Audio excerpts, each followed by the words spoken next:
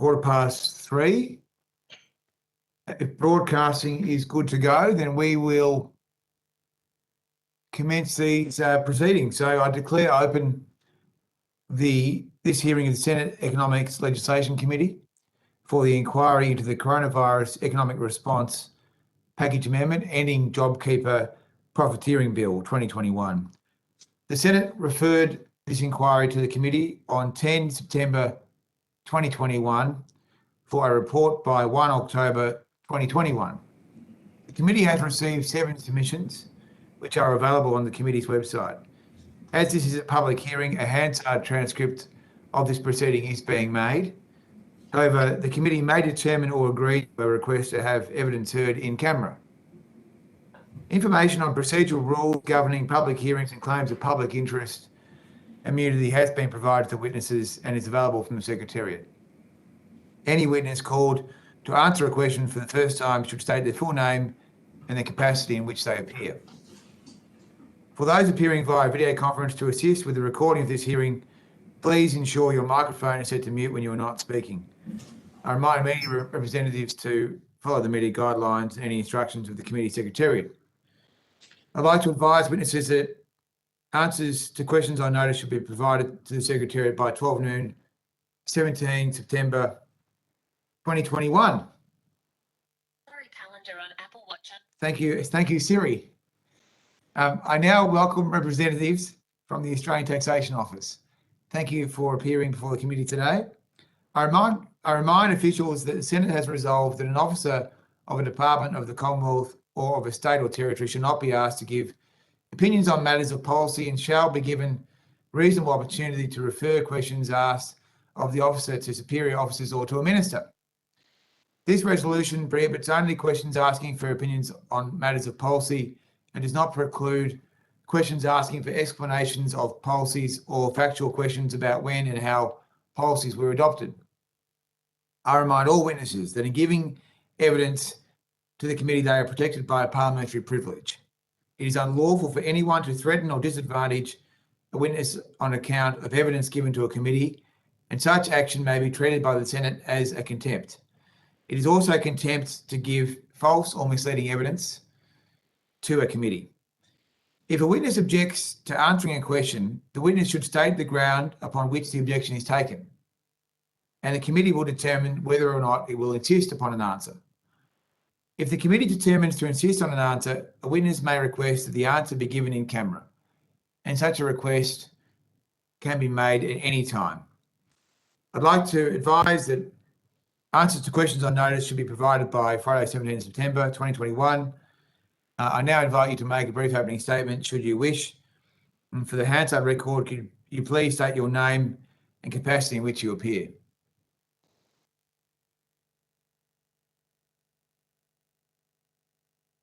You're on mute.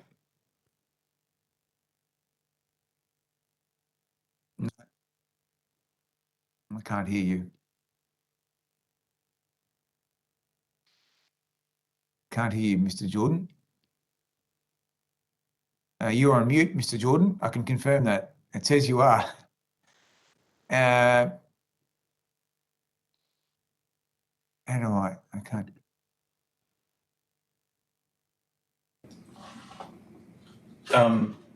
Sorry, Jeremy Hirschhorn, Second Commissioner. Chris, you might want to press *6. There we go. Okay. Okay. I can hear you. We can hear you. Can you hear me? Yes.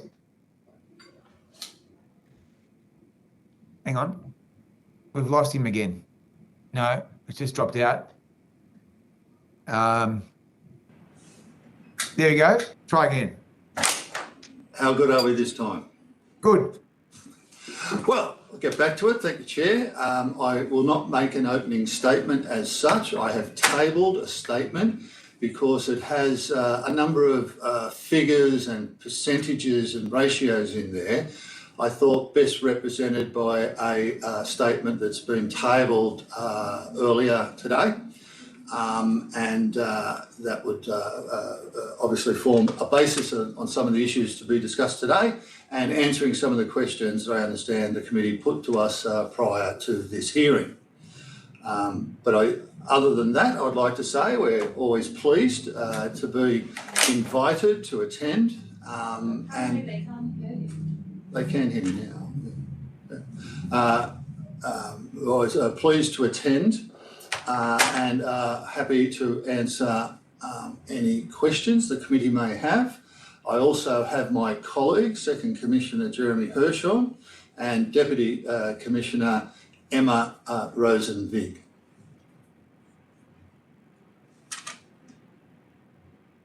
Thank you, Mr. Jordan. I will now offer the call to my Senate colleagues. We're going to do this in 10-minute blocks. So who would like to kick off this afternoon?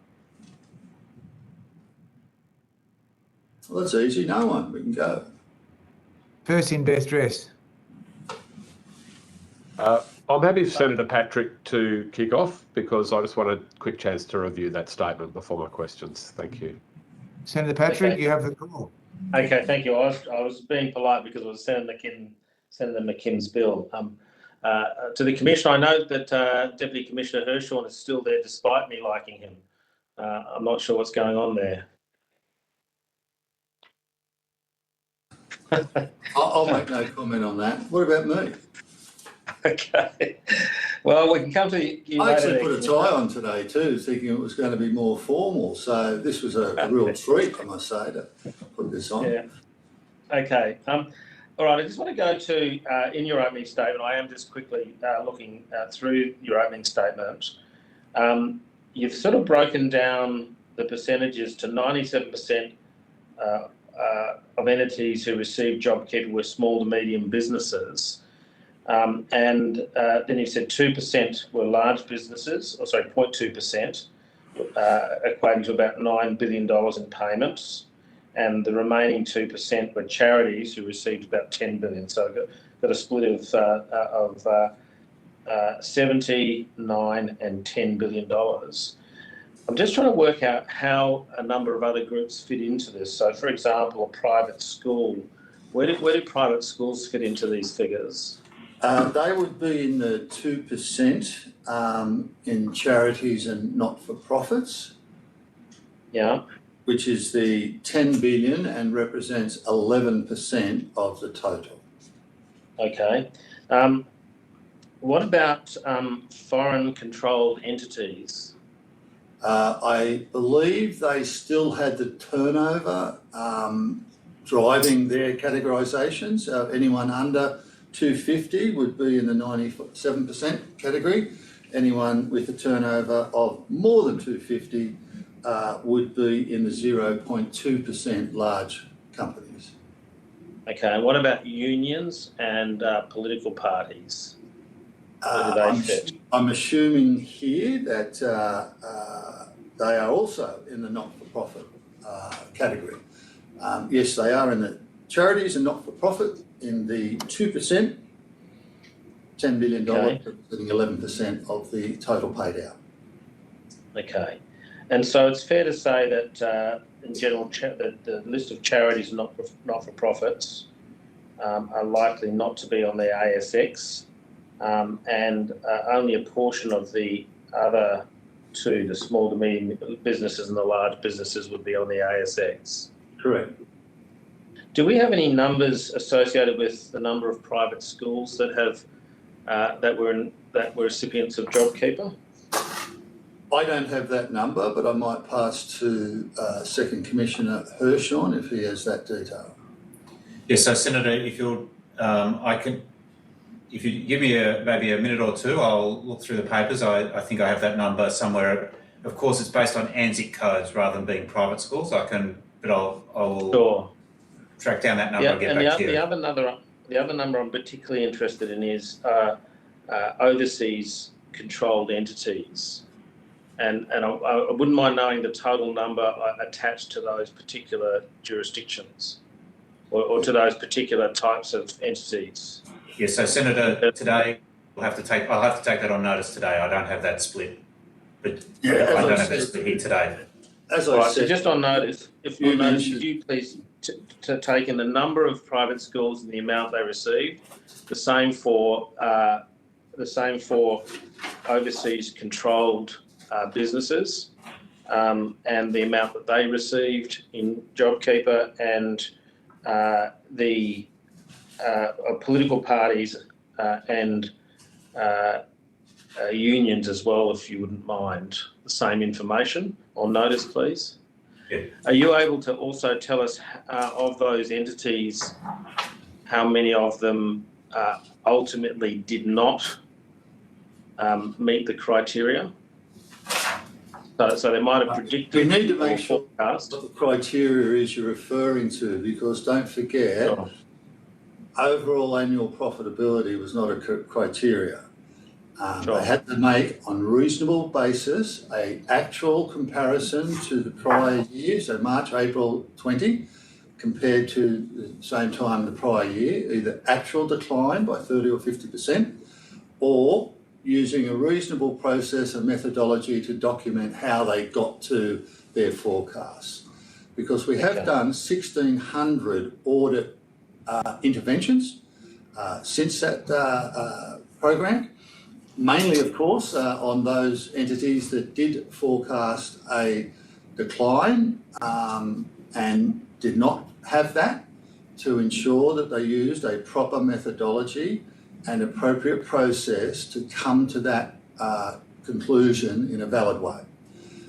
Yes. And clearly, as I've said, we have clawed back a $470 million from that process, and there's a little bit more to come.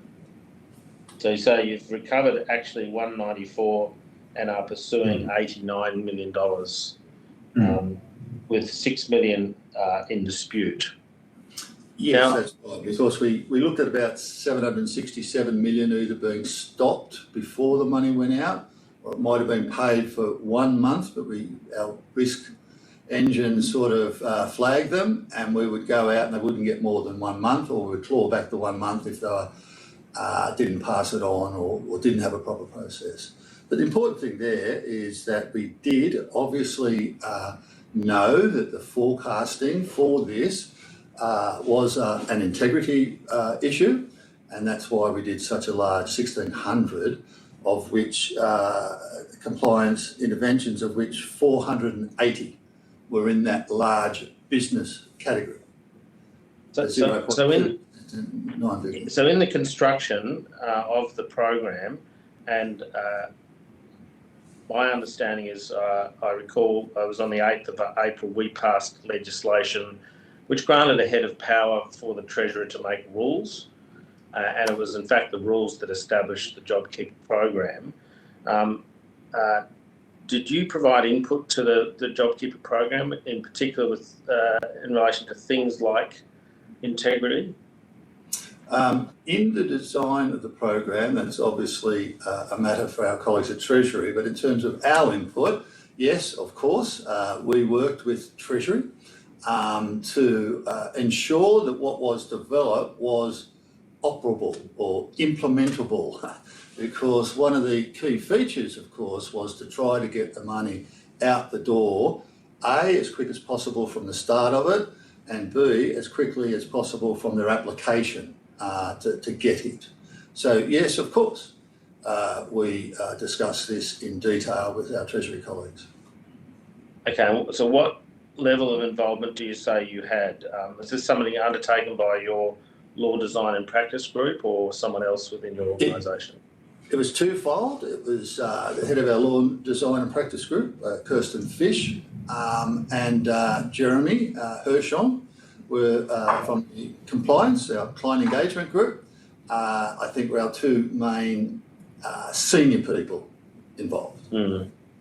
Okay, now you might not be able to, this depends on what advice you gave at the time, or what area of advice you gave.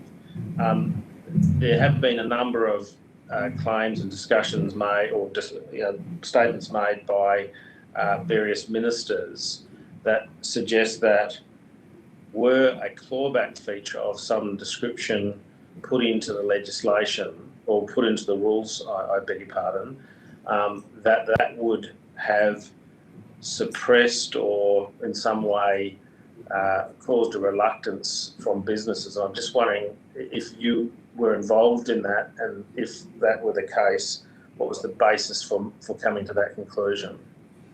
I can't talk about the absolute detail of that, but let me just talk in more general terms. Part of the basic design was you only had to test for 1 month, and if you met the test, either actually or reasonable basis of forecasting, you're in for 6 months, right? Mm. Test for 1, you're in for 6. And then it revamped, you had to redo things after that, obviously. That was Jobkeeper 1.0. Now, if you see the problem, the vast bulk of these recipients report their business activity statement quarterly.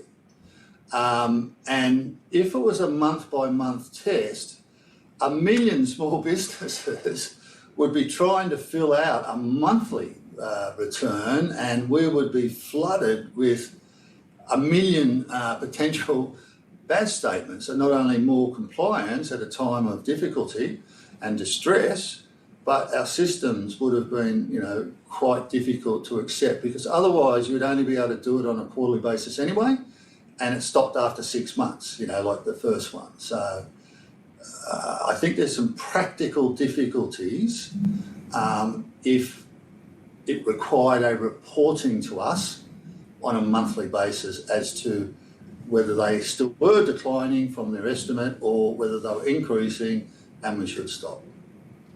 So you mentioned two factors there. One of them is a burden on business. One of them is a burden on the tax office, which you were trying to minimise, and I'm not questioning that.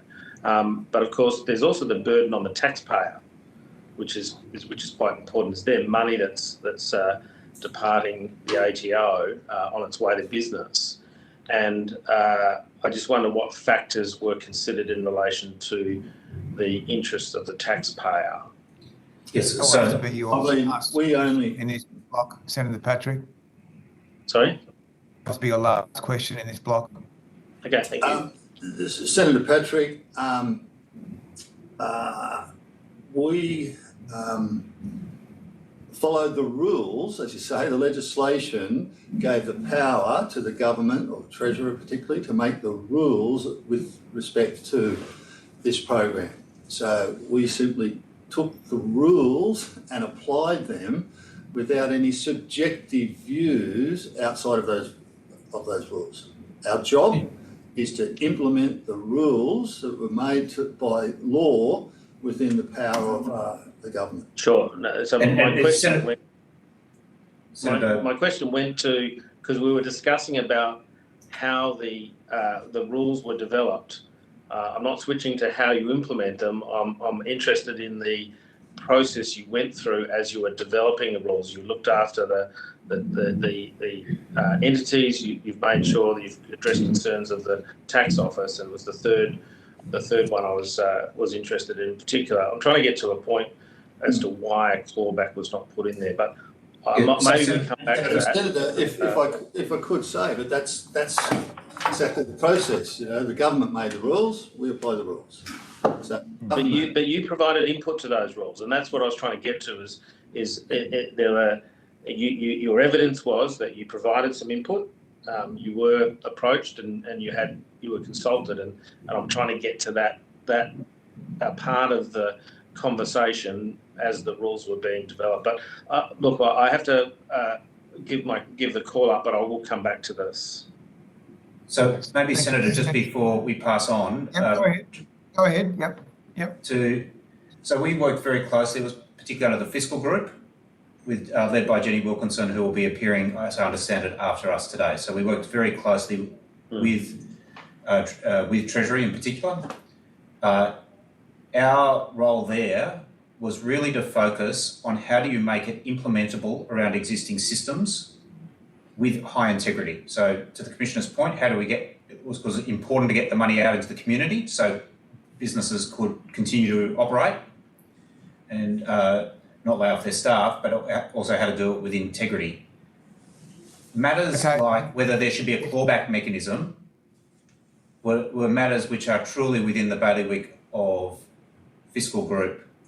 Our expertise was around how do you make it administrable. Okay, thank you. Okay. Senator McKim, do you want to take us from here? Yeah, thanks. Thanks, Chair. And just on that, if I could just ask a follow-up question, were you asked by Treasury whether a clawback mechanism would have been implementable? Senator, the concept of a clawback mechanism was discussed, but given the policy decision not to have a clawback mechanism, the question falls away. Okay, and Mr. Hirschhorn, you're saying that policy decision is not within the bailiwick of the ATO? Yes, so, Senator, no policy decision really is, but our expertise is on administrability, not on that sort of policy. Understood. And did you provide advice to Treasury that a clawback mechanism would have been implementable had that been the policy decision? Look, Senator, I'd have to take that on notice. I can't recall. Can I say these conversations happened very rapidly? As you might imagine, it was a very intense time. I can't recall exactly whether we discussed that issue. The administrability. So I think, Mr. Hirschhorn, you've just a moment ago given evidence that the issue of clawback did arise in your discussions with Treasury, and what you're now saying is that you can't recall specifically whether the issue of whether it was implementable came up. Is that right? That is correct, Senator. All right, thanks, and you'll take that on notice and come back to this. Senator, I'll take it on notice, but with the proviso that these were, conversations. There was no time for nice bureaucratic memos. This was all hands on deck teleconferences and. Understood, Mr. Hirschhorn, but surely there were a few emails bouncing around about this as well. Yeah. So, look, Senator, I'll take it on notice and see. Okay. So the Treasurer has said today that introducing a mechanism to require businesses to pay back Jobkeeper would have reduced the program's take-up.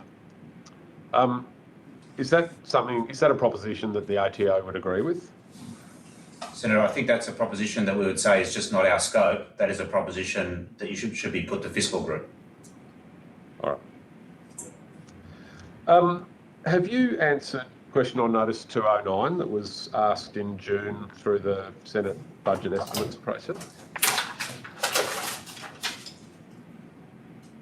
So just to refresh your memory, Mr. Hirschhorn, there were a number of questions in that question on notice 209: the value of all Jobkeeper payments, the value made to non-government schools, the value of the payments made to RTOs, the value of Jobkeeper payments made to companies that recorded a profit, which is the one that I'm specifically interested in today, and whether you do have an answer to the question of the value of Jobkeeper payments made to companies that ultimately ended up recording a profit, notwithstanding their forecasts at the time.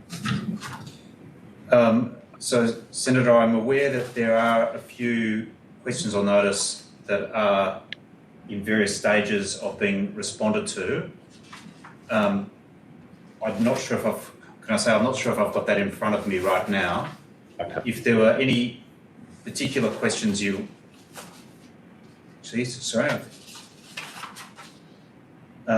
Senator, I have located it.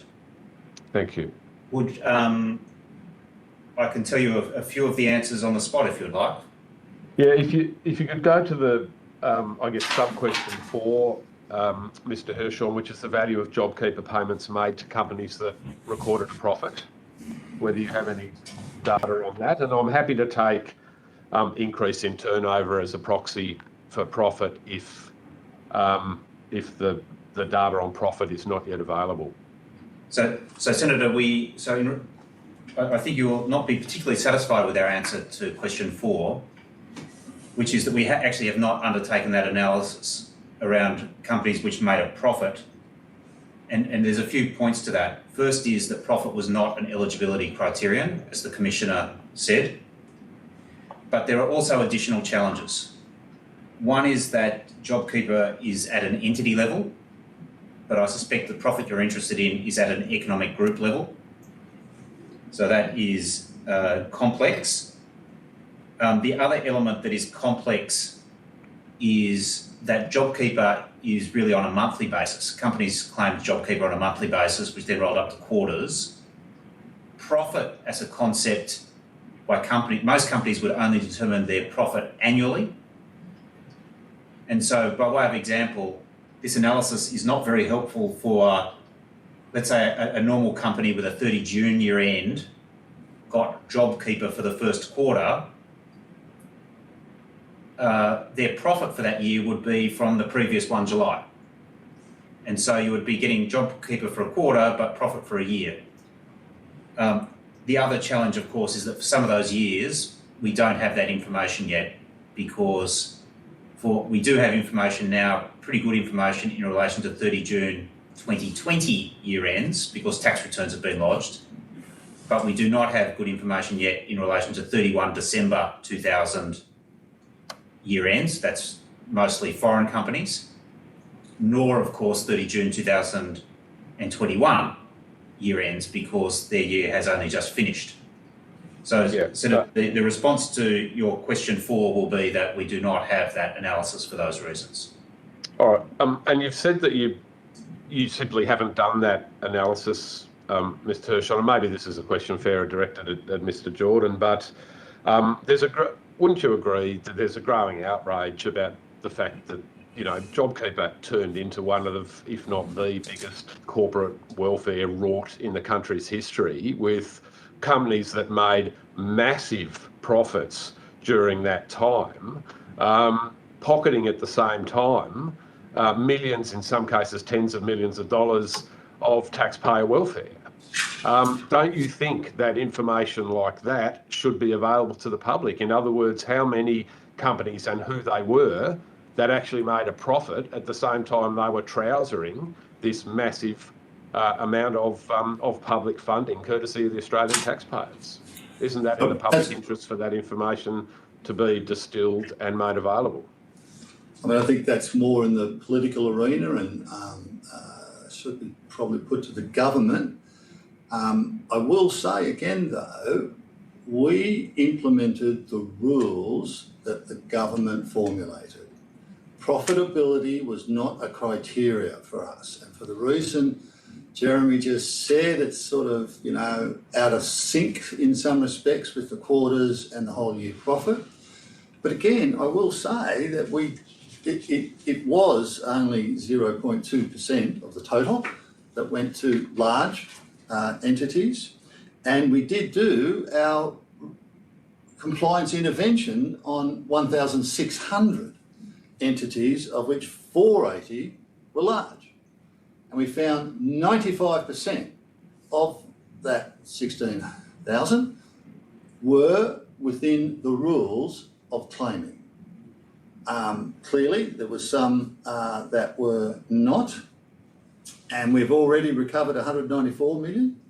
We're pursuing another 89 million. There's 6 million in dispute, and we've decided not to pursue 180 million because it went to small businesses who made a genuine attempt, maybe a mistake, but they had paid it on to their employees. So that was a very fundamental requirement. They did pay it on to their employees. So we designed a system with integrity based on data from single touch payroll and prior BAS information with numbers of employees on it. So if someone was a sole trader and all of a sudden 4 employees turned up, well, obviously that would be checked before any payment went out. So we had a very strong integrity program attached to this and a very strong and detailed compliance program after the event. All right. Okay. Thanks. You have a final question? Yeah, I do. It's just on the provisions that were passed through the Parliament last sitting week, which required listed companies to report to ASIC how much Jobkeeper they were paid, and then for ASIC to publish a report. Can I just confirm that the ATO would have that information anyway, wouldn't you? You'd already know if a Jobkeeper recipient was a listed entity and how much they received, would you not? Yes, Senator, we're very aware of who we paid Jobkeeper to. Yep. And we certainly know that list of information. Yeah, so you'd have that information. So 5 minutes in the ATO spreadsheet and you could give us an answer and save businesses and ASIC a whole bunch of work that they were committed to by the Parliament last week. Well, see, this comes to the heart of my claim for public interest immunity and not wishing to break the convention that's been there for many decades about protecting the information taxpayers give us so that we can have an effective tax administration with open and honest communication between taxpayers and us who trust us not to publish the information that they give us. Right. Now, that's still to pan out, but that's our public interest immunity claim that I know has been rejected. The government itself has obviously put in their claim for public interest immunity, and I think we're best served by hopefully having that claim determined by the Senate at the earliest possible opportunity. Okay. Well, we should at this point accept your statement, Mr. Jordan, Mr. Hirschhorn, so that can be provided on the website. I will now offer the call to Senator. You're going to come back to you, but I've got to offer a call to Senator Chisholm, if you would like. Yep. Thanks, Chair. Go. Just wanted to clarify something, Mr. Jordan. You mentioned for the purposes of this scheme, the small business definition that you're using is a turnover of $250 million. Is that correct? Small and medium enterprises. Small has a number of different thresholds, 10, 25, 3, depends, but that figure includes what we consider those entities outside of our large business and international group. Sure, but that $250 million turnover, that's quite significant. That's different to the general ATO classification, which normally talks about small business being $1 to $2 million. I think that threshold is probably long gone, and 5 or 10 million or so are more. I think the ATO standing definition of a small business is one with a turnover of less than 10 million. Yes, so Senator, Commissioner, if I might say, so yes, Senator, traditionally $10 million turnover has been the line for small business. Of course, with some of the legislative changes, that definition may well change in future, but at the moment it's usually around $10 million. That is correct. Yeah, well, Senator, I suppose. Senator, if I could refer you to paragraph 15 of the statement, which brings the turnover level down to 50 million, which is what the request for production of documents asked. And you can see there that there are approximately 6,600 entities under that. And there are, of these, about 3,400 across 2,000 economic groups directly claimed and received Jobkeeper payments of around 5 billion. So that's the information that is subject to the order for production of documents, because as Jeremy Hirschhorn said earlier, this was based on employing companies. So any company within a consolidated group that employed people, that was the level of the judgment. Whereas there were 3,400 entities within it, they constituted 2,000 separate groups because they had a head company with subsidiaries. And so that's the figures from what the committee has asked. 6,600 entities under 50 million and 2,000 economic groups received $5 billion in that over 50, sorry. Thanks. I'll move on to some 50, other. Sorry, I was talking under 50, it was over 50. I'll move on to some other areas. Treasury's June 2020 report pointed to 15% of Jobkeeper going to firms that had rising earnings. When would single touch payroll have first shown evidence of Jobkeeper going to firms with rising revenues? So, Senator, single touch payroll has no correlation to revenues. So single touch payroll only discloses wages that are paid. And so single touch payroll is real-time data, yes, but it is about the wages paid. It's not about the revenue of the company. Okay. For records that were eligible for Jobkeeper through predicting a downturn, What records or evidence did you ask applicants to provide to justify that prediction? Yes, so Senator, as the Commissioner has mentioned several times, we did identify that turnover forecasts were a potential area where people might not comply. We did 1,600 reviews just on that issue in Jobkeeper Phase 1, of which 500 were large business. The exact documents we sought would have differed a little depending on the size of the organisation. Obviously, if we're asking a multinational for the sophistication of the forecast that we would expect is higher than the sophistication we would ask of the local trading. But we would ask, we asked for reasonable documentation and we checked that documentation. I would say that my auditors are not known as the most credulous operatives. They tend to be sceptical, and they tested these turnovers and calculations and found that over 95% were correct. It's probably the nicest way you could describe your auditors, Jeremy. And again, Senator, just to follow up on your point about 250 being too high, well, the figures I gave in paragraph 15, there was only 3,400 entities out of 1 million that had more than 50.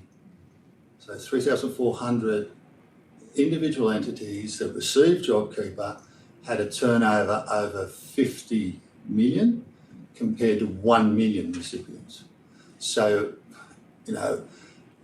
obviously most of those are below the 50 million mark, small employers, and there's a fairly small amount overall over 50. Just on the large entities, among those that had the 50% decline in threshold to qualify, for how many of these entities did you test their assessments and predictions of decline? 480. And how many of them went on to have an actual increase in income?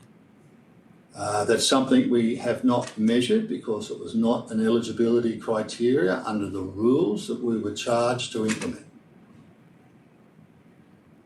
So is it something that you would be able to get data on though? Like anyone else, I suppose, we could look at the listed companies, but they're doing it already. It would have to be, see, the trouble is we don't really work with turnover. We work with taxable income, assessable income, less allowable deductions equals taxable income. They're the things we work on. Assessable income sometimes is a proxy for sales or turnover, not always, but often it's potentially the same figure, but we can't vouch necessarily for the turnover figures for all employers. I mean, manually we could go about looking at 1 million employers, but that's a pretty big task. Yeah, and so if I might add to the Commissioner's response, and due to the tricky, can I say, the difficulties we've spoken about grouping and difficulties in turnover and whatnot, there are some indicative calculations that can be done. Of course, as the Commissioner said right at the start, JobKeeper was 1 month in and then you were eligible for 6.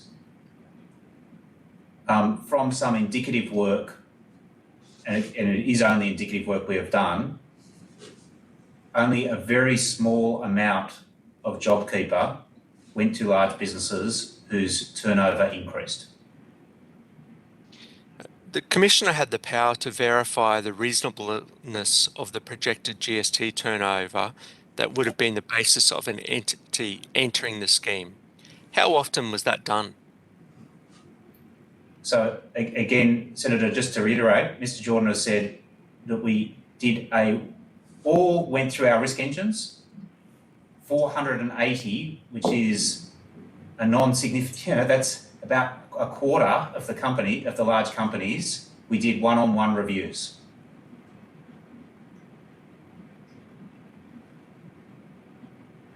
What about compliance audits?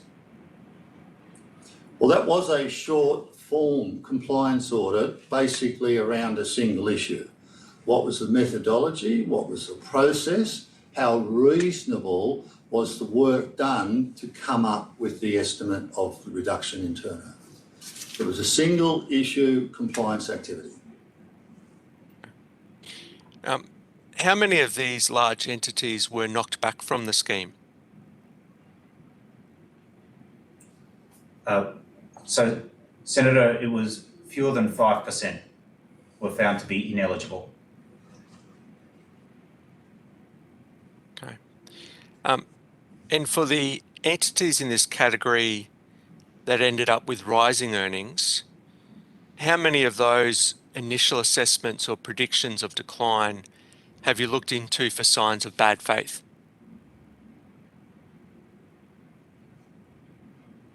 So, Senator, that's a subset of the 480.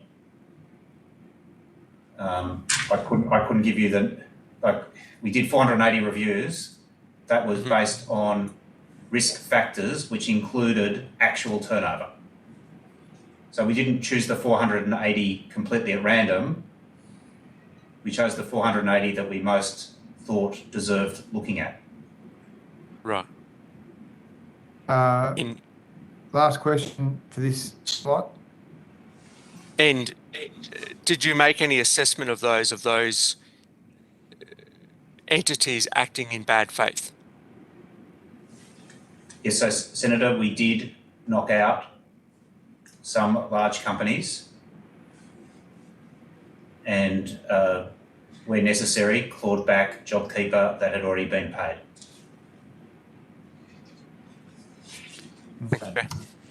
Oh, now, how much longer do you think you need, Senator Patrick?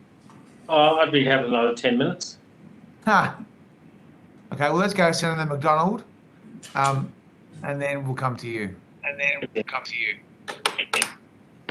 Thank you very much, Chair.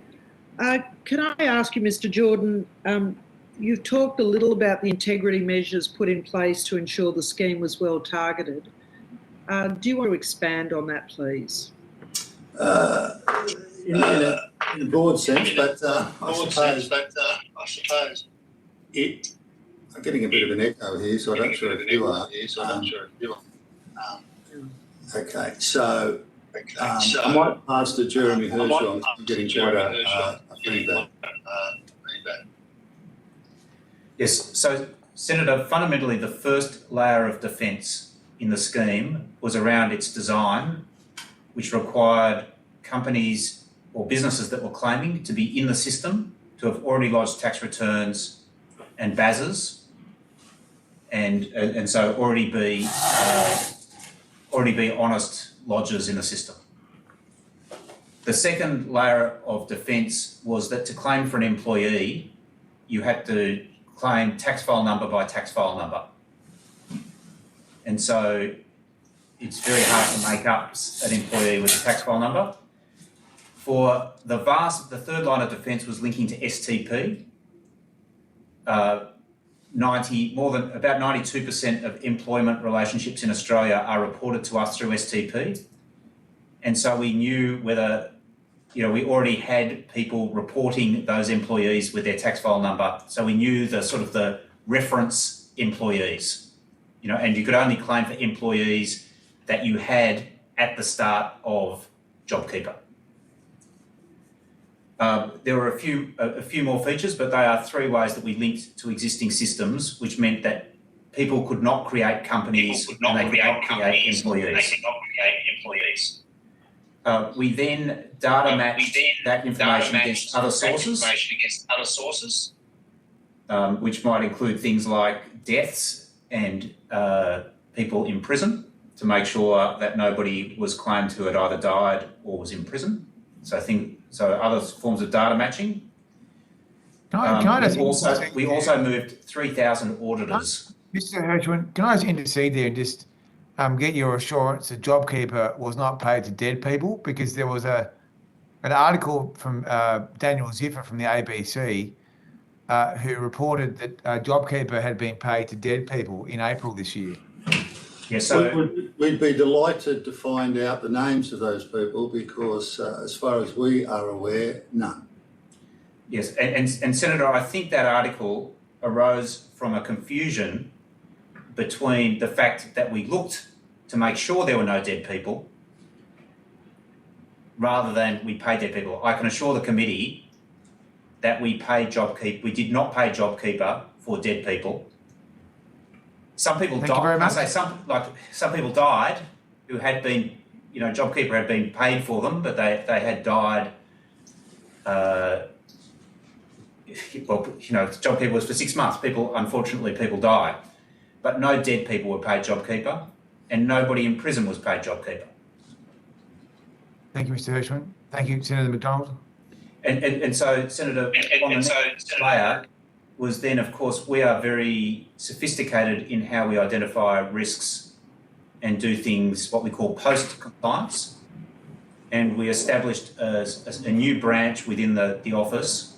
We moved about 3,000 people to that branch to focus on the integrity of JobKeeper and the other stimulus measures. So, can I say this?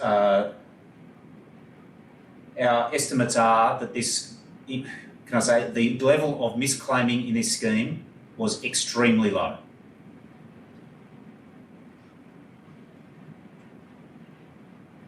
So, would you have a dollar amount of what has been stopped as a result of these integrity measures? Yeah. So, Commissioner. 767 million was prevented either prior to payment through those integrity checks. If someone had not employees on their books in the last FAS, but all of a sudden they popped up on their STP, the relevant period, we would check before payment, red flag. And shortly after some payments, they might have not looked quite exactly right, but we paid for 1 month and then went to them because the whole idea was to get the money out as quickly as possible. So that 767 million constitutes payments stopped before and payments stopped and potentially recovered within a month or so of the first payment. Yeah, so if I might just build on that. They were claims which we stopped before payment, the 767. We also then the other link to that was when we had identified that we had paid. We then we identified 470 million of those overpayments, and have been recovering those. Could you just repeat that number for me, please? It's in paragraph 10 of the statement. I'm sorry, you just spoke over him. I couldn't hear you. Sorry, it's in paragraph 10 of the statement, 9 and 10. So it was 470 in overpayments that we ascertained. We've recovered 194 million. We're pursuing 89. 6 million is in dispute, and we're not going to seek collection of 180 million, which was paid to small businesses who made an honest attempt but maybe got it wrong. We're not clawing that back. They did pay it on to their employees. That was a precondition, and we decided under our discretion not to, although even the rules had an element of being fair and reasonable if people made honest mistakes.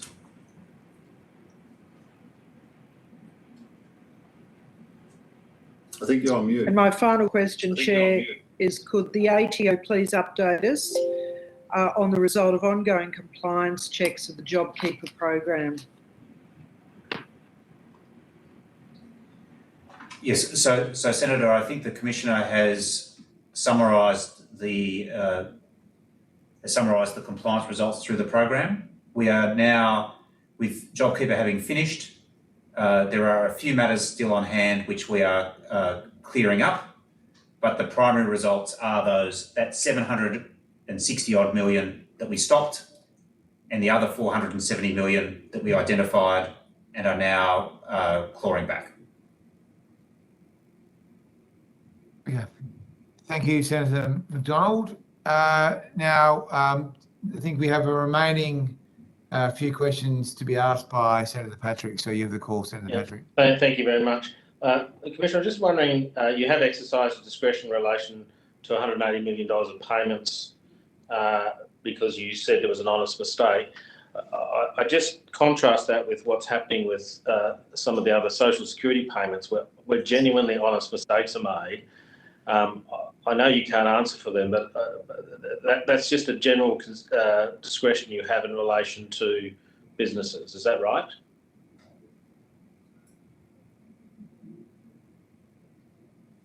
Can't hear you, Commissioner. You're on mute, Commissioner. Sorry, that discretion was exercised under the basis of what the rules specified. I can't remember the actual words, Jeremy might, but the rules did say along the lines of to be fair and reasonable with respect to small businesses making honest mistakes. So it was based on wording in the rules. Okay. Can I just get a feel for at what point in time and I understand there's a difference between eligibility, but this goes to purpose of the Jobkeeper. It had a particular purpose. It's on your website talking about assisting companies getting through the pandemic, those that might be struggling. At what point in time did you come up with, or did you become aware that the purpose for which Jobkeeper was paid may have been in some way distorted, i.e. the money was being paid lawfully but potentially not in accordance with the purpose?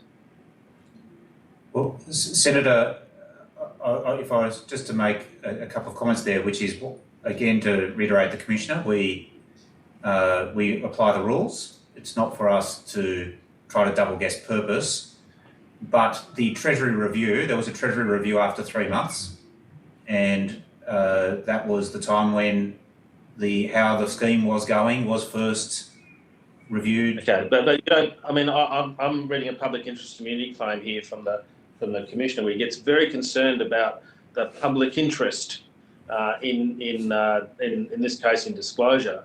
So I'm going with the idea he's big on public interest. At some point in time, the tax office must have realised that the purpose was not being there was if you like, a purpose leak or a fracture in the way in which this money was being paid that wasn't consistent with the purpose. I was trying to understand at what point in time, was it before or after the Treasury review? Can I just make two comments? Firstly, of course, I am extremely focused on the public interest as a matter of quite wide view. And again, as we said earlier, it was hard, like annual profitability sort of was reported later. All those things I understand, Commissioner. So it's just a case of at what point in time did you become aware that there may be a problem in respect of reconciling what was occurring with what the purpose of the payments were? Which were into the explanatory memorandum. I'll have to pass to Jeremy on that one. Yes, so Senator, can I say, purpose is an interesting thing and in the eye of the beholder. So I'll just say that at the start, and that is why as a public servant you follow the rules, not the...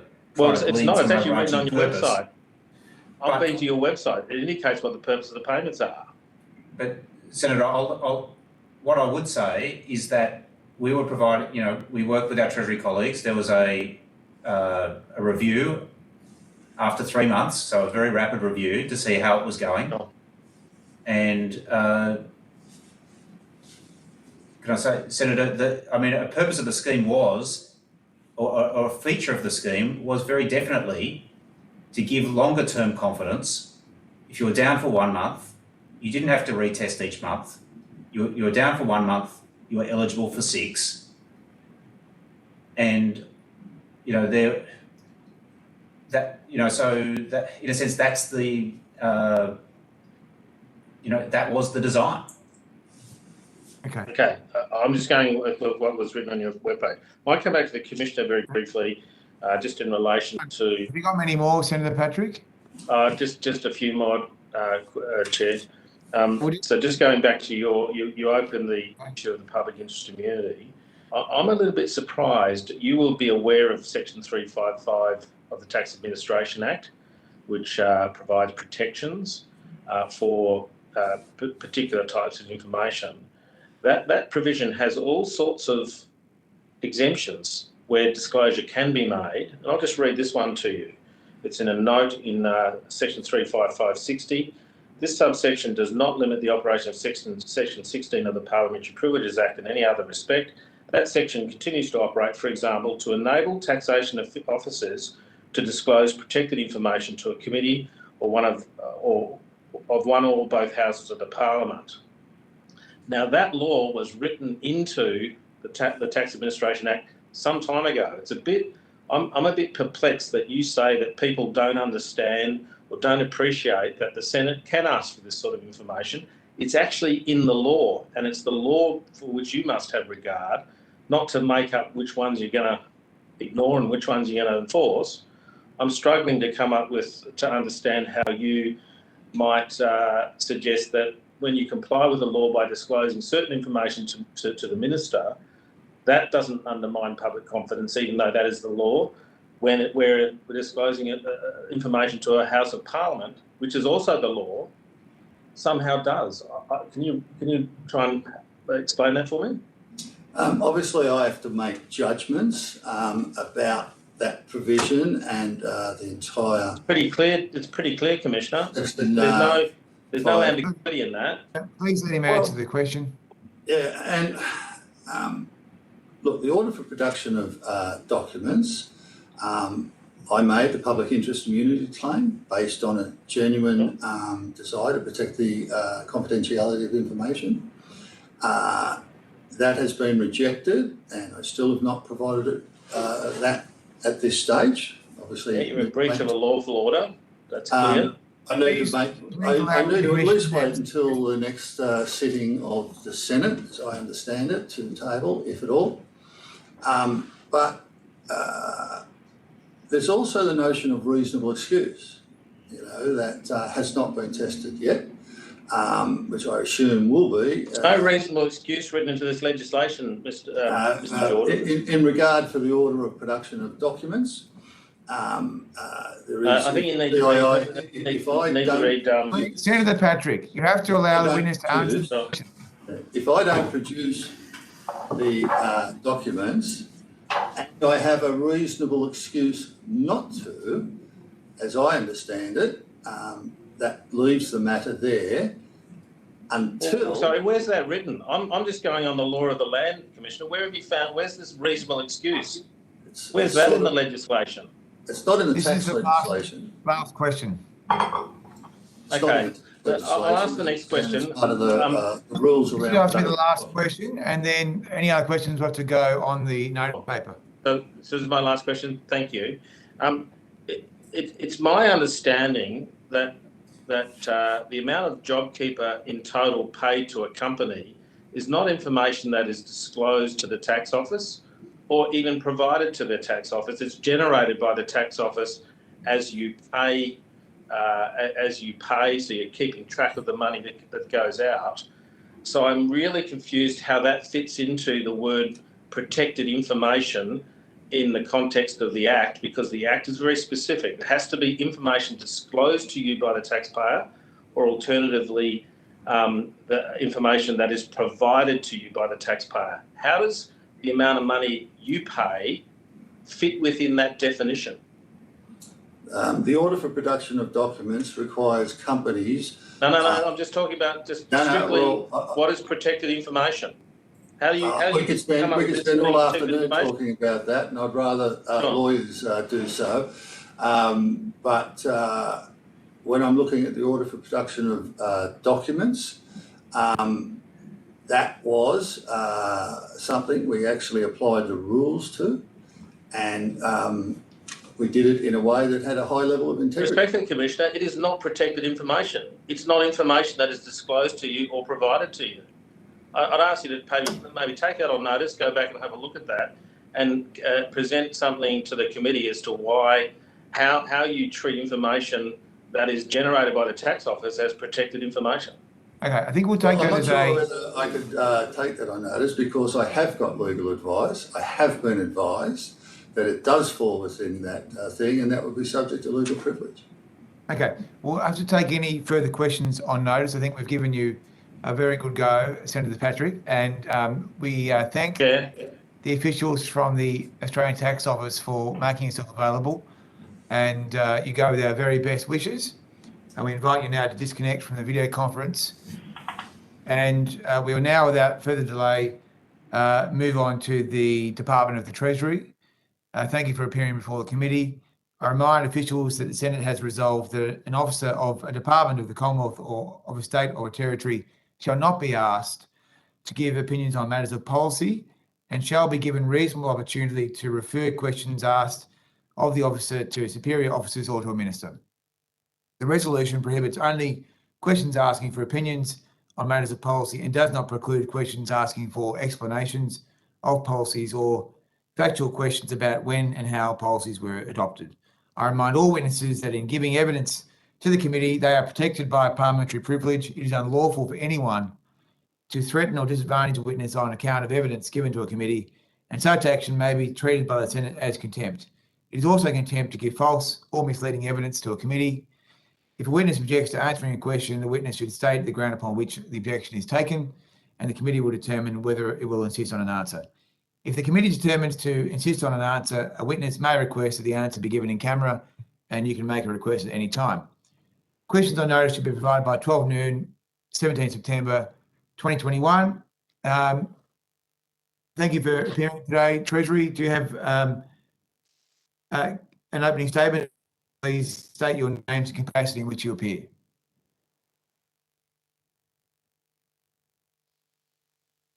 We can't hear you right now.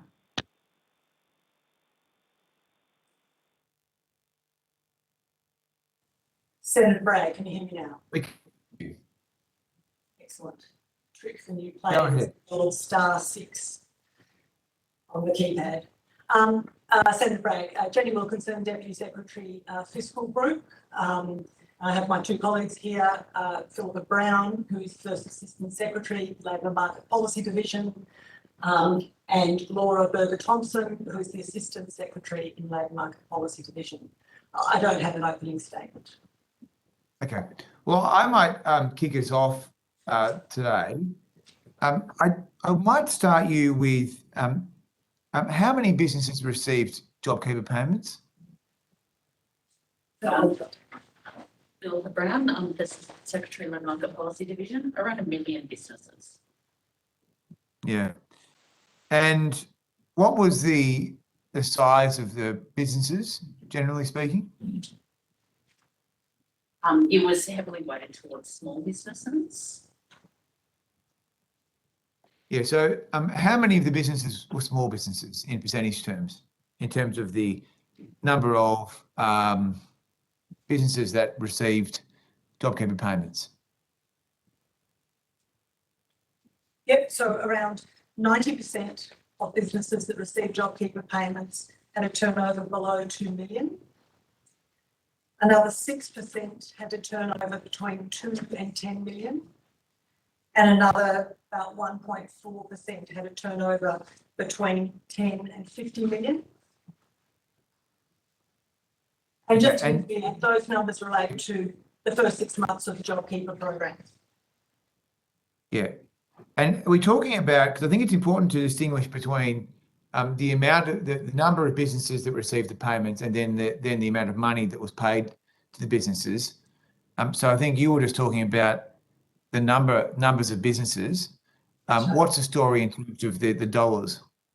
Sure. So adding all of those numbers up, about 97% of payments went to businesses who had a turnover of less than 97% of businesses who received turnover received JobKeeper had a turnover of less than 50 million, and about a bit over 70% of payments went to those businesses. Okay, Let's talk about this clawback issue. If firms had to repay JobKeeper, what sort of effect do you think that might have had on the scheme's success at the outset? So, Senator, this was a matter we put quite some thought into, and I think when you're thinking about this question, you have to think carefully about the context of the situation when JobKeeper was introduced. So just in terms of how unbelievably uncertain the environment was from both a health perspective and an economic perspective, we had confidence which had dropped to record lows, both business and consumer confidence. And we had a very uncertain outlook for the unemployment rate. So we were certainly concerned that, we were also aware of the fact that the JobKeeper payment was going to have a very high take-up amongst small and medium-sized businesses. And we were aware of the, shall I say, respect with which those businesses afford the ATO. So they take seriously their interactions with the ATO and you know, are very mindful of the powers that the ATO has. So we were definitely concerned that if there had been a clawback mechanism, that take-up would have been lower, that businesses would have been more cautious about it. And that's partly just because, just remember, JobKeeper payments had to be passed through to employees. So it wasn't the case that a business could get a JobKeeper payment and have it just sit on its balance sheet. They had to be passed through to employees. And so small businesses would have had to be thinking about how, if down the track they didn't end up having the falling turnover that they expected, they would find that money. So we were definitely concerned that there would have been lower take-up of the program, and there would have been caution around the program, and it probably wouldn't have had the same, the intended impact on confidence. But I should also add, we were also, I mean, JobKeeper did two things. It tried to stem the, it wanted to halt the decline in employment, which was clearly happening in the weeks before it was announced. And we also wanted to support the recovery. And so we were concerned that if there was a clawback mechanism, there would be a disincentive for businesses to come back as quickly as possible if things did turn out to be better than expected. And we were concerned that businesses would have less of an incentive to pivot their business towards a new opportunity, for example. Both of those things were going to be really important for the recovery. So it was a judgment we had to make. It was a careful, on balance, professional judgment at the time and in the circumstances. Okay, so Treasury didn't recommend a clawback mechanism at the outset or in the July 2020 review. So, Senator, the advice that Treasury provides or doesn't provide is really a matter for the government to reveal. Point of order, Chair. That's not a public interest immunity. You need to answer that question. Not blow it away, not blow it off. I think we need an answer to that question, Chair. Well, thank you, Senator Patrick. I guess the question is the value of a clawback if there was to be one, and so so feel free to give us your view on the clawback and whether or not it would have been a good idea during 2020.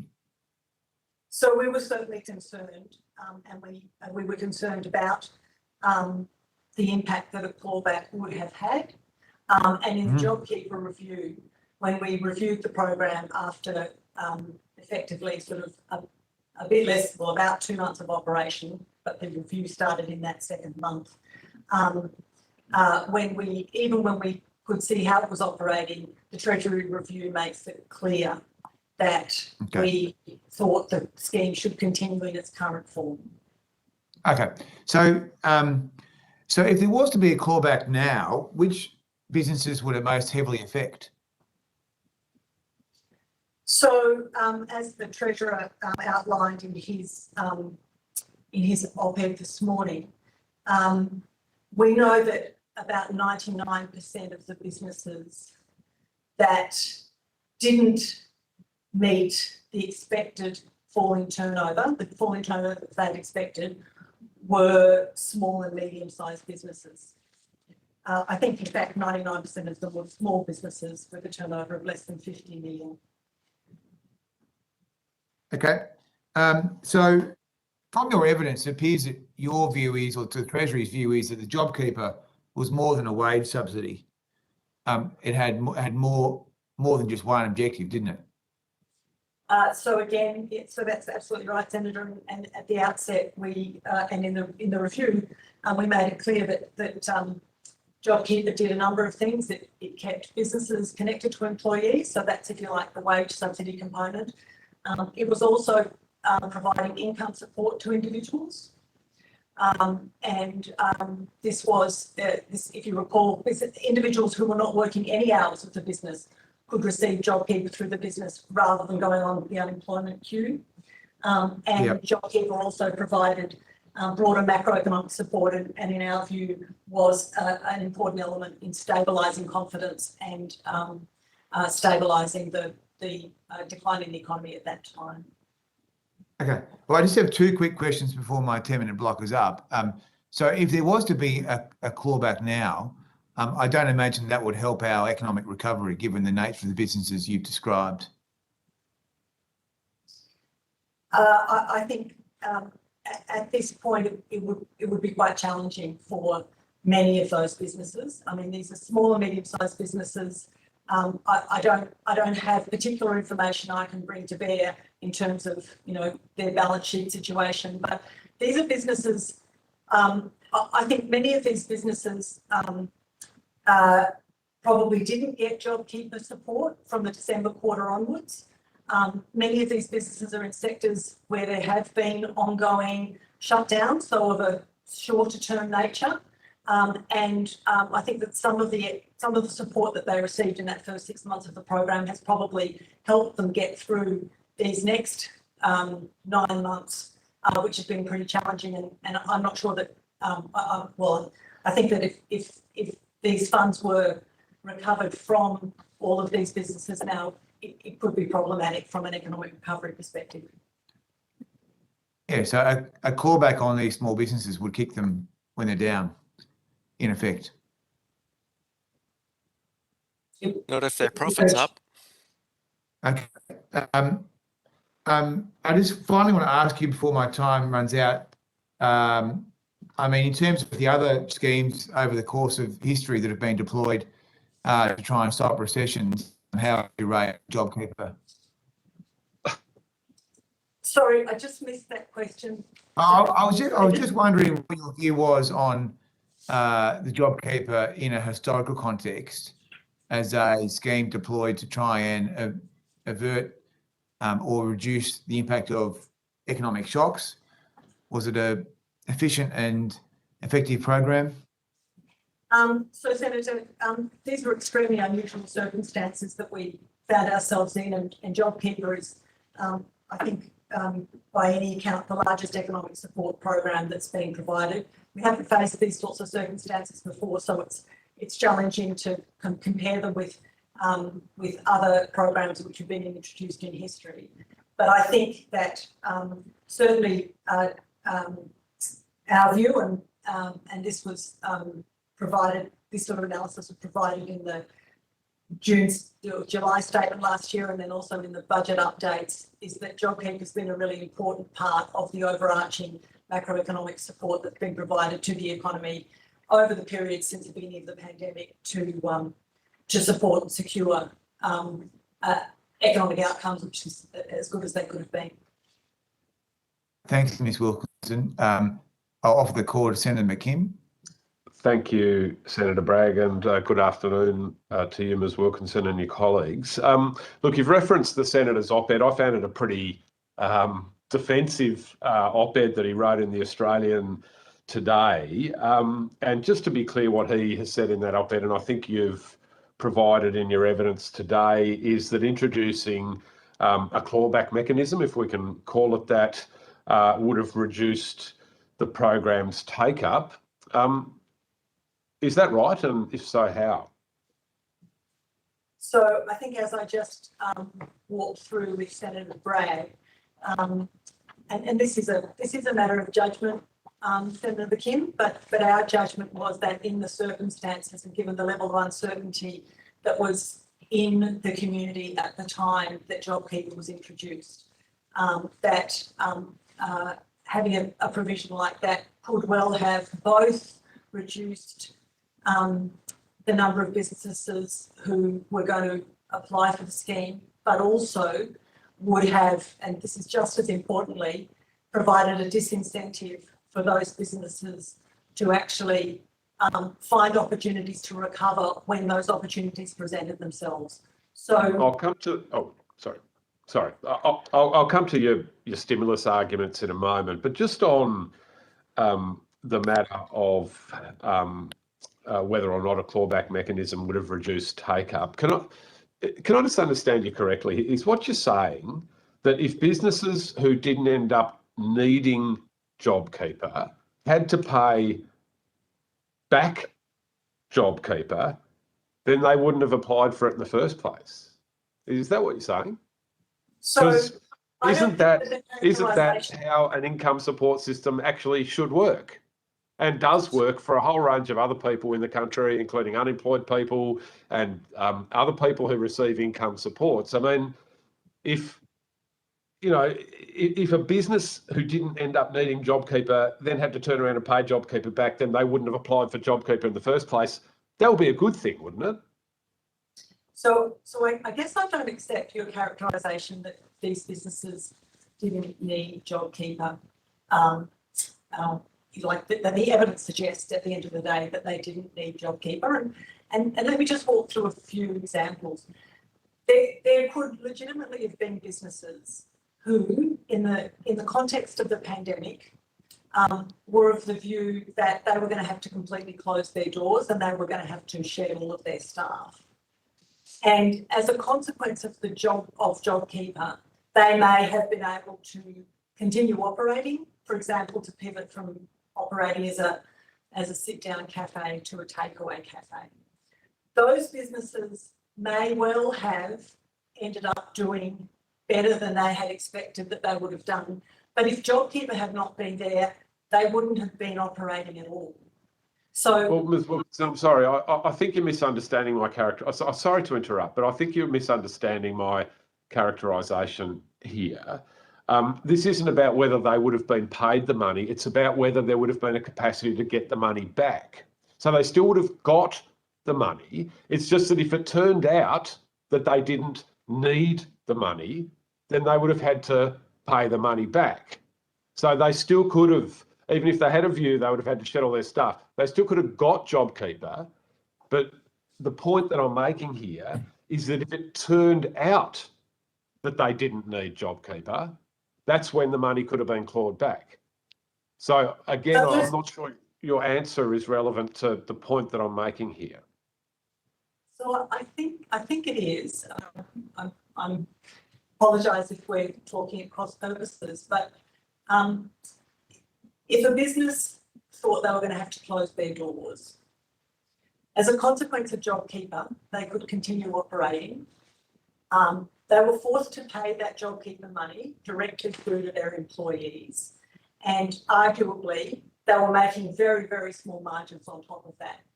It's not clear that they would actually have been in a position to repay that money even after the event and not find themselves in a very difficult situation. So I think that's the case. All right. I mean, my view is that Jobkeeper's been the biggest corporate welfare wrought in Australia's history, and that really is saying something for a country that has engaged in so much corporate welfare over such a long period of time. It's almost like it was designed to allow profitable companies that weren't going to be negatively impacted by the pandemic or not to any great degree to trouser billions of dollars of taxpayers' funds. Is that an unfair characterisation in your view? I don't think you'll be surprised to hear me say that I don't agree with that characterisation. The program was carefully designed in the circumstances that we found ourselves in, which were extraordinary circumstances. I know you've just had a long session with the ATO. The ATO put a significant amount of effort into making sure that the assessments that were being made by businesses were reasonable about the fact that they would expect a fall in turnover. The program was a time-limited program by design. The program was designed to last for the 6 months, which at that stage was the best guess of what the likely, what the sort of, at least at that stage, what the worst of the pandemic could be. And indeed, if we look at other countries around the world,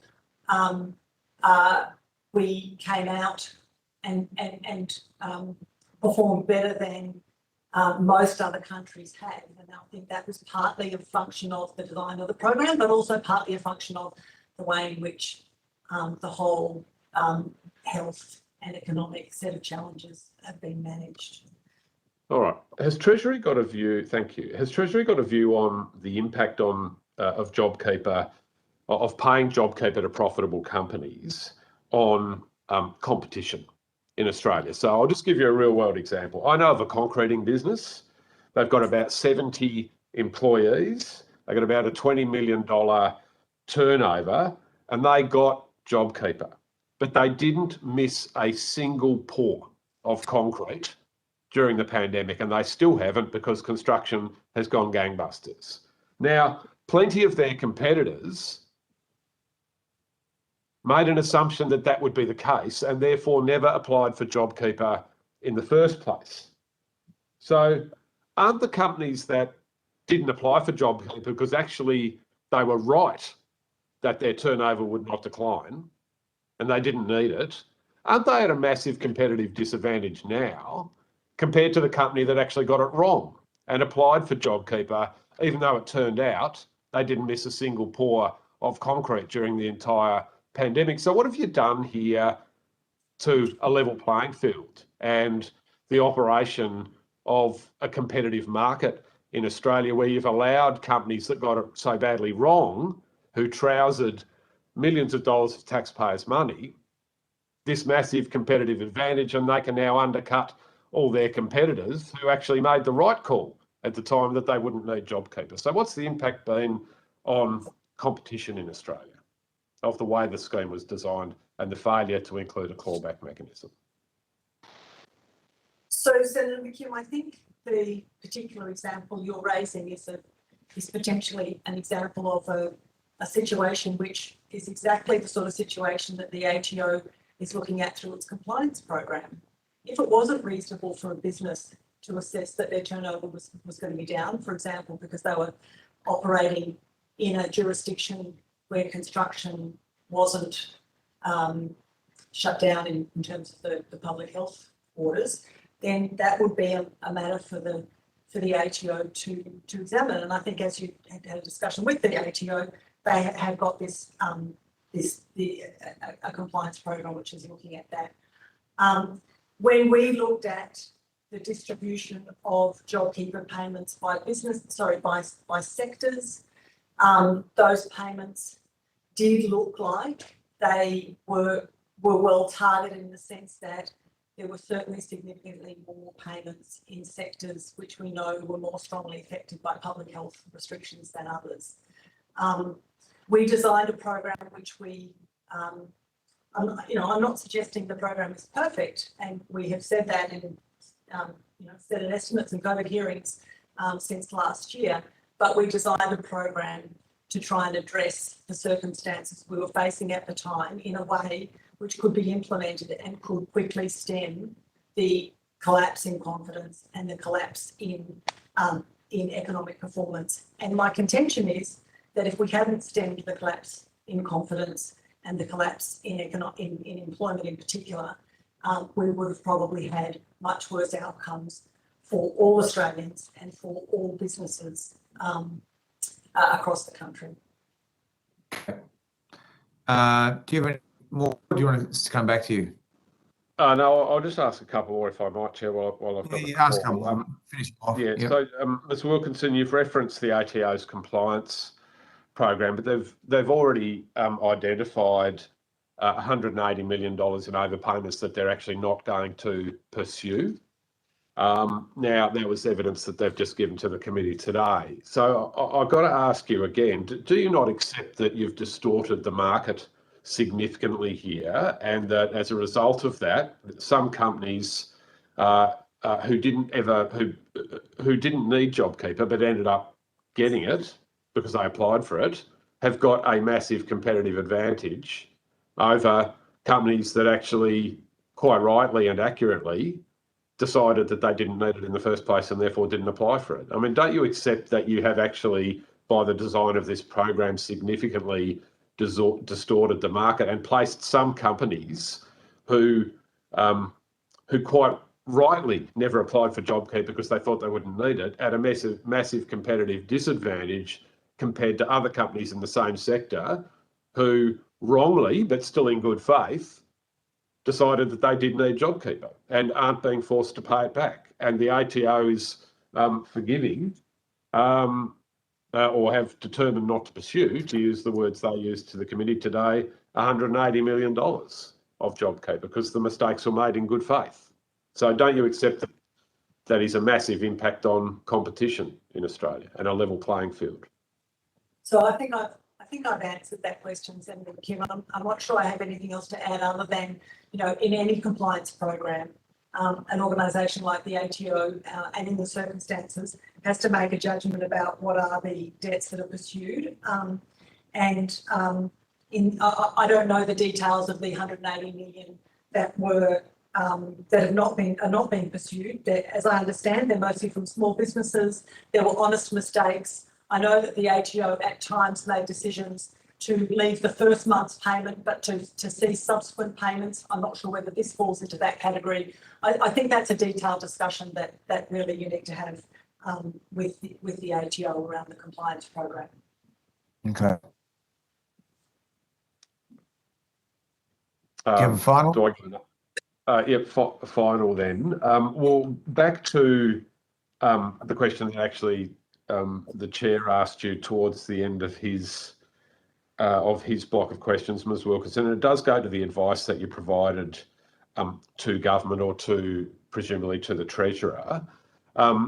Did Treasury advise the Treasurer that there should be a clawback mechanism or something similar in the program? Or did Treasury advise that there should not be such a mechanism? So, Senator, as the Treasurer has said in its op-ed today, Treasury was very concerned about a clawback mechanism. And in the Jobkeeper review, when we reviewed the program after 3 months, we recommended that the program continue to be run out in the manner in which it had been designed. So you did not recommend a clawback. Am I to take from that answer, Ms Wilkinson, that you did not recommend a clawback mechanism in the design of the original Jobkeeper program? So as I say, Senator, we certainly expressed our concerns about the consequence that a clawback mechanism could have. Well, Ms Wilkinson, sorry, just to follow that up, Chair, if I might, just one final. Yep. One final question. Thank you. I understand you expressed your concerns, but it's quite. I've been a minister. I know what briefing papers often look like. You can make a recommendation to do something, but still express concerns or highlight risks. So again, you saying that you've expressed concerns actually doesn't respond to my actual question, which was, did Treasury recommend a clawback mechanism or something similar in the original design of Jobkeeper? So, Senator,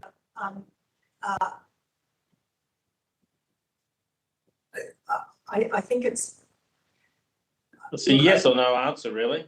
Senator, Be honest with the Senate. Senator Patrick, hang on, Senator Patrick, you don't have the call. Please allow the witness to answer the question. I'd love her to answer the question. Senator, please. So all I can say is that we provided advice, as we do, around all aspects of the scheme design, and we expressed very strongly what our concerns were around the potential impact of a clawback mechanism. Well, I know I'm going to lose the call here, but I just want to be clear. I think the witnesses have been very clear about this. So we are going to. The witness has not denied recommending a clawback mechanism to the Treasurer. I just want to be very clear what's happened here. Tonight, given ample opportunity, there has been no denial that a clawback mechanism actually was recommended by Treasury to the Treasurer. Well, the Treasury have been, Senator McKim, the Treasury have been quite clear about this question. And just for avoidance of doubt, I think we will give the Treasury officials a final word before we hand the call on. Do you want to add to your answer? Look, the only thing that I can say is that in the Jobkeeper review, we were, I think, quite clear about our assessment of the program and what we recommended in terms of the considerations the government should give to modifications to the program going forward. And in the Jobkeeper review, we did not recommend the introduction of the clawback mechanism. Okay, that's very clear. Okay, Senator Chisholm, you have the call. Thanks, Chair. Yeah. I just wanted to focus on, I saw the Treasurer's column in the Australian today and just wanted to focus on the analysis and the context around that. In terms of the context of the analysis the Treasurer wrote about, can you please provide the portion by number and value of businesses that got Jobkeeper on forecast versus those that got it on actual decline in March? I'm not sure I understand the question, Senator. In March? So in the first round. So can you provide the portion by number and value of businesses that got Jobkeeper on forecast versus those that got it on actual decline? Do you mean that in their application they demonstrated an actual decline before they received Jobkeeper? Rather No, than in the analysis that's been undertaken. So that's referred to by the Treasurer in his op-ed in the Australian today.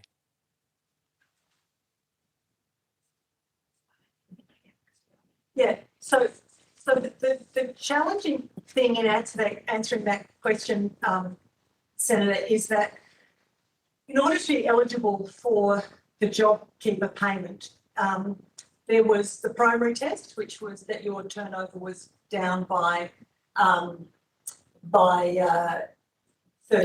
or 15 or 50 compared with the year earlier. But then there were also a range of alternative tests which were available to businesses. For example, businesses for whom their year earlier turnover was not a good representation of what of a comparable period.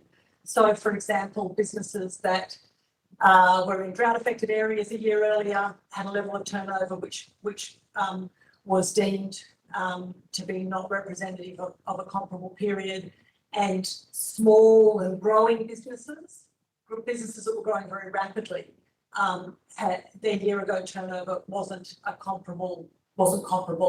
So there were, I can't remember, but 8 or 9, I think, alternative tests which were available for businesses to establish their eligibility against, and a decline in turnover over 12 months was not the only decline that was relevant for consideration. Sure, that's all very interesting, but my reading of what the analysis was that you provided to the Treasurer is that you do have this information. So we don't have information about, I think maybe I'm just misunderstanding your question. What the Treasurer has referred to in the article today is that our analysis of the share of businesses whose turnover, so this isn't kind of related to whether they would have been eligible for the scheme, but just amongst JobKeeper businesses, the share of businesses whose turnover increased compared with a year earlier, or didn't decline by the turnover thresholds. That's what he was referring to in the analysis today. But doesn't your analysis today exclude recipients who qualified on the basis of actual turnover of decline already experienced? I'm just checking with the, do you understand? I'm not sure I understand your question, Senator. Okay. Well, my understanding of the Treasury analysis is that, and obviously I haven't seen it, so this is just what I'm trying to work out, is that it excludes recipients who qualified on the basis of actual turnover decline already experienced. So it's not an analysis of qualification. It's just an analysis of JobKeeper businesses and therefore the change in turnover over 12 months. That's what the analysis was. So do you have the information on the portion of those who received it by number and value of businesses that got JobKeeper on forecast versus those that got it on actual decline in that first round? We don't have that breakdown, no. I mean, So most businesses got it because they projected declining turnover. I don't think that there were many businesses who waited until they saw an actual declining turnover before they applied. Okay, so this is the paragraph I'm referring to from the Treasurer's op-ed. New Treasury analysis has found that in the June quarter, where eligibility was based on anticipated decline in turnover, the actual median decline in turnover for JobKeeper recipients was 28%. So what about the recipients whose eligibility was based on an actual decline? Senator, this analysis is looking at the whole group, and the reference, I think, in the language there was simply referring to the fact that at that point in the program, businesses were able to be eligible based on projecting a turnover decline. Okay. So what was the cost of JobKeeper per full-time job saved?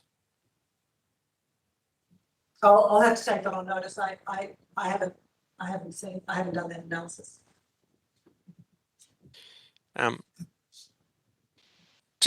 Ms. Wilkinson, can you just confirm your stated figures that the top 3% of firms by size got 30% of the value of payments of JobKeeper? Is that correct? No, I don't think that that's correct. The analysis that I shared earlier in this hearing, and just to be clear, this analysis applied to the first 6 months of the program rather than the whole program, but if you like, we can provide you information on notice for the whole program. The 97% of businesses had a turnover of less than 50 million, and they received 71% of JobKeeper payments. Another 0.4% had a turnover between 50 million and 250 million, and they received 7.4% of JobKeeper payments. Another 0.2% had a turnover, so 2.2% of entities had a turnover above 250, and they received 10.6% of JobKeeper payments. And not-for-profit entities had a share of 1.8% of entities, and they received 11.2% of payments. In terms of the analysis that's been reported on in the Australian today, can you provide that analysis to the committee? I'm happy to take that on notice. Did the Treasurer's Office request this analysis, or did Treasury recommend it? So Treasury has been doing ongoing analysis on the JobKeeper program as part of the ongoing analysis of the program, and as I've discussed it at other hearings, the review, early work on the review of the Jobkeeper program, which we're undertaking. We have discussions, so there's to and froing around this. So we do analysis ourselves of our own BAT, and we work with the Treasurer's Office and discuss analysis, which they're particularly interested in receiving as well. Sure, but I asked about this particular analysis that's referenced in the Australian today. Did the Treasurer's Office request that analysis, or did Treasury recommend it? So there's a number of pieces of analysis which have been referred to here. There's analysis of single touch payroll data. There's analysis of turnover data overall. There's analysis of the distribution of businesses receiving different payments under the program. So there's a number of different pieces of analysis which are referred to here. Okay.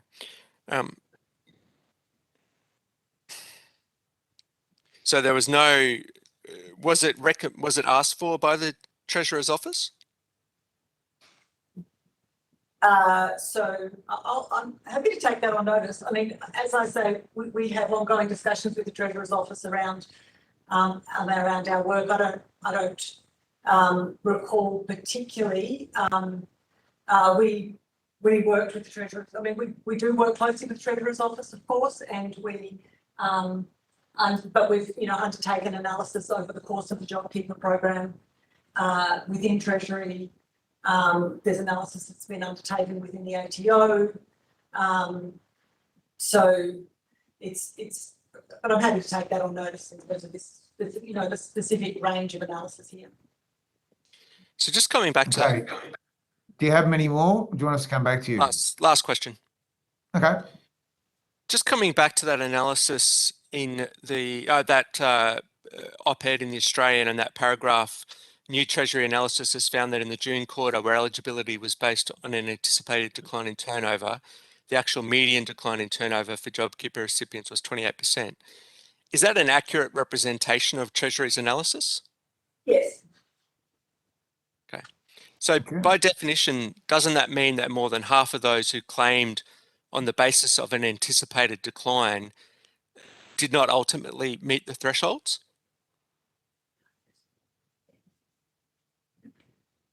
So yeah, sorry, my colleague was just saying there's two different answers to that.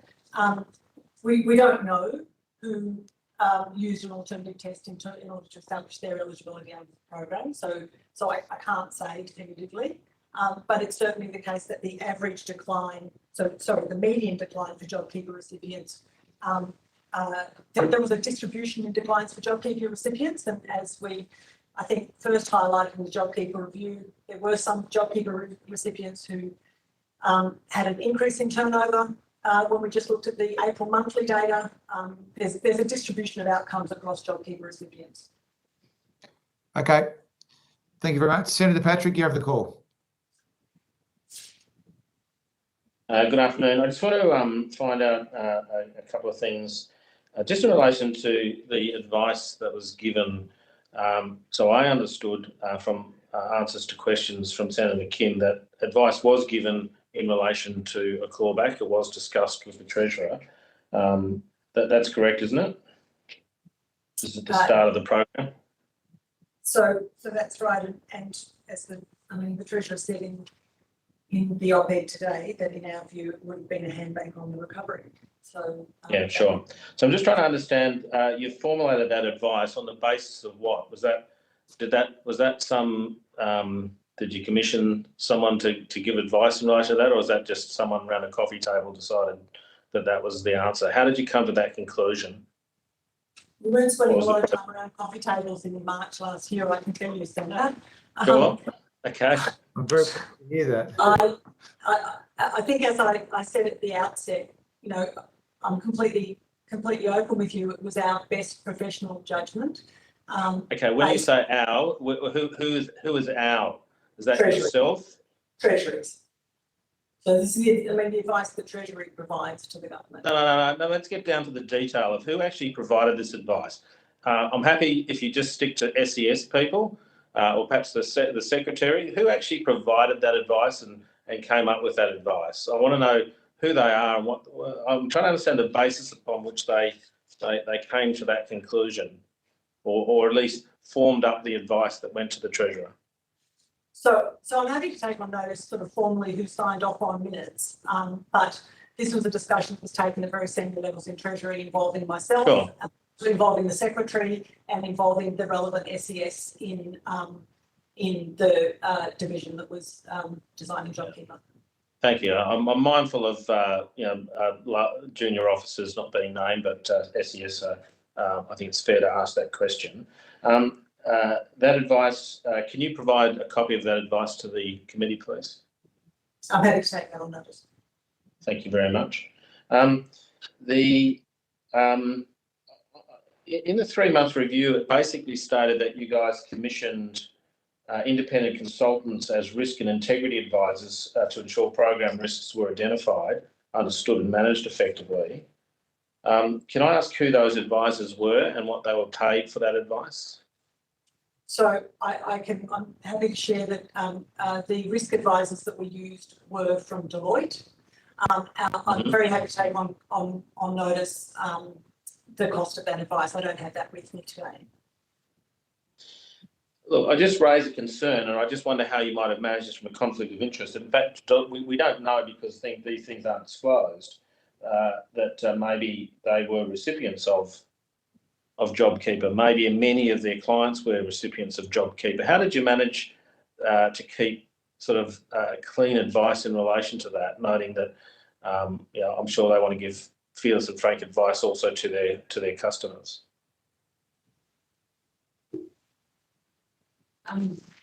Senator, we can perhaps provide some additional information on notice, but a risk practice within an organisation that, such as Deloitte, has systems in place to ensure that the appropriate integrity is there. And just to be clear, Senator, the work, so Jobkeeper was obviously a very large program.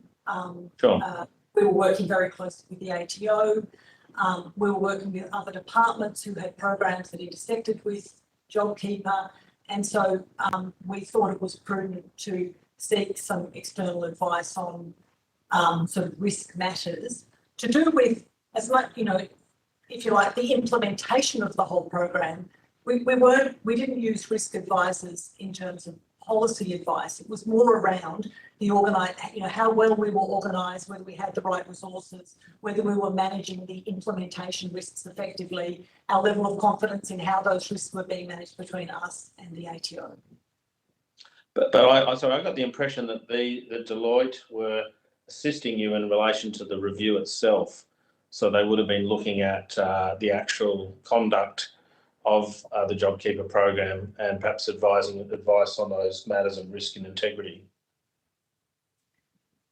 So no, Senator, their role was to provide us, as Ms. Wikinson has said, with advice on risk matters around the implementation of the Jobkeeper payment, not on the policy. Sure. No, but did that include risks of the system being gamed or exploited in some way? So to the extent that those apply to the implementation of the program, we certainly would have been considering those with Deloitte. But they didn't assist us in the design of the policy, and of course the integrity program is fundamental to the design also. Sure, no, I understand. So I've moved forward to the 3 months after the scheme has been underway. I'm just wondering, did they actually identify any areas of the scheme where there could be exploitation or where it could be gained? Did they provide any advice to Treasury about that in that review, in their advice feeding into that review? So because the ATO is responsible for the implementation of the program, those sorts of risks would have been being identified and considered through the ATO's risk management processes. Treasury's approach to risk was related to the sort of the shared risks between Treasury and the ATO, sort of a bit of perhaps a level above those risks that you're referring to. Okay. When was the Treasurer first advised of any risks in respect of, or in fact, actual evidence of perhaps misuse or exploitation or gaming? So the ATO provided advice to the Treasurer on a regular basis about the implementation of the scheme, and my recollection is that early in the program, within the first couple of months, there were at least a couple of examples of entities who were brought to the attention of the ATO because they had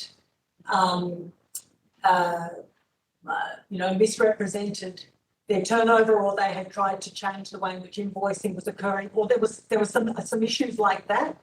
And my recollection is that had, there were some of those examples early in the program, and the ATO investigated them. But to be honest, Senator, it's my recollection from back then in April and May. But it's a question that I'm sure the ATO would be able to assist you with. Okay, but you're advising. The ATO have been pretty clear that they say they just implement this in terms of the rules as they have been generated, and that it is Treasury that basically formed up the rules, and it would have been Treasury that would have been taking action in terms of policy or rule changes that might come from these sorts of gaming or exploitation activities. So we might be talking slightly cross purposes here. Yes, Treasury is responsible for providing advice to the government on the rules. At the end of the day, the rules are obviously the responsibility of the government. So the government makes the rules, and the rules, as I can recall, are disallowable. So the rules are definitely made by the government, and you're right that Treasury provides advice on the rules. When you say gaming, and when you say you sort of, misrepresenting their situation, those are matters of compliance which the ATO would have looked at within the existing program. All right. So if I go to purpose, so I understand. I'll just say, because I know you have lots of questions, so we are over. You've got a minute left on your block. So do you want to ask maybe two more questions? Thank you, I Chair. think the officials have been Thank pretty you, Chair. generous, I think, with their time. I'm just going to go the last to two questions. Yeah, thank you. I just want to go to Eagers Automotive. It's a company that had a profit in FY19 of 42 million, went to down to 11 million in FY20. In FY21, 202 million. Now they received $130 million in Jobkeeper. So almost, they've just done exceptionally well, picked up $130 million. That's more than they've ever made in their life. How do you sort of say to taxpayers, noting your views on clawback, that's an okay situation, that we're wrong to think that there ought to have been a clawback, or ought to be transparency, so we can put pressure on companies to perhaps reconsider their position? Do you think that's an acceptable sort of outcome from a taxpayer's perspective? Senator, all I can say is that when it's sometimes difficult to sort of look back with hindsight, but at the time in which we were designing Jobkeeper, as I said, and I won't go through it again, but the whole economic situation was so incredibly challenging. The priority was placed on making sure that we had a program that we could implement quickly and implement effectively. But I don't disagree with, I know Jennifer Westcott said it, and the Senate and the Treasurer has also said it, that businesses who are in a position to repay Jobkeeper should be encouraged to do so. So last question. Sure. So if we were moving it forward again, I presume that you would actually have a different view, noting the exploitation, absolute exploitation of funneling money, taxpayers' money, from from from consolidated revenue into dividends and bonuses, that clawback would have to be on the cards for a future program like this? Senator, one of the reasons why we're keen to do a review of the Jobkeeper program is to learn lessons from the program. There's no question. But I have to say, in relation to this particular question, we just don't know. And it's no one can actually tell us what the counterfactual would have been. What would have been the consequence of businesses having a disincentive to pivot or disincentive to recover quickly? And what would have been the employment consequences of that occurring? When you're thinking about these questions, that's what you have to weigh up. You have to weigh up an alternative design and what would have been an alternative outcome under that design. And that's a challenging question to think about. So, and that's why we're very clearly interested in the advice that you've given in relation to callback. And that's the purpose for seeking that information. But thank you very much, Chair. So just wanted to thank you very much, Treasury, for staying 10 minutes longer than you were scheduled to do so. Just before you do sign off, I might just clarify one piece of evidence you gave earlier, that in the initial part of the JobKeeper payments, first quarter that they were paid, was there much evidence of job losses occurring in the economy? oh, there was an extraordinary amount of job shedding in the economy at that time.